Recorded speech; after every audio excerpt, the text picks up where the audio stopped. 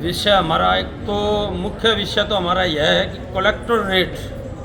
जो कि हमेशा फाइनेंशियल ईयर जो 1 अप्रैल से शुरू होता है उससे बढ़ाने की एक परंपरा है, और ये जो अब की बार मिड में बढ़ाया जा रहा है ये सरासर गलत है। दूसरा विषय यह है कि कलेक्टर रेट रोहतक के अंदर दूसरे क्षेत्रों की बजाय पहले से ही ज़्यादा है। बाजार भाव से कई एरियाज तो ऐसे हैं जिनका की कलेक्टर रेट बाजार भाव जो कलेक्टर रेट डीसी साहब ने कलेक्टर साहब ने यहाँ तय किया हुआ है उससे कम कीमत पर बाजार भाव में प्रॉपर्टी मिल जाती है। कलेक्टर रेट अगर ज़्यादा निर्धारित हो जाता है तो सॉफ्टवेयर में एक कमी है कि कलेक्टर रेट कम होने से जब कोई चीज़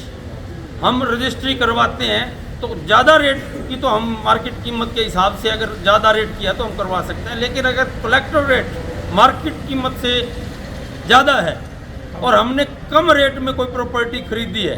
तो उसकी रजिस्ट्री हम उस रेट पर नहीं करवा सकते जिस रेट पर हमने वो प्रॉपर्टी खरीदी है। किसी भी व्यक्ति को कलेक्टर रेट के हिसाब से स्टाम्प ड्यूटी भरनी पड़ती है। जो स्टाम्प ड्यूटी भरनी पड़ती है वो एक किस्म से वाइट मनी होती है। गरीब आदमी जिसका कि काम असंगठित क्षेत्र में काम करने का है, जिसके पास धन का कोई वाइट सोर्स नहीं है, चेक के रूप में जिसकी कोई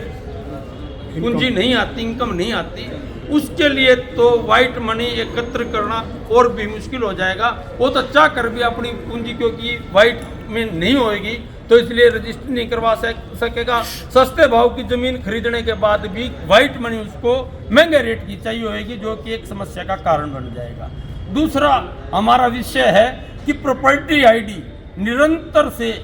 काफ़ी समय से हम निरंतर प्रयास करते आ रहे हैं कि प्रॉपर्टी आईडी में इतनी खामियां हैं कि कोई भी व्यक्ति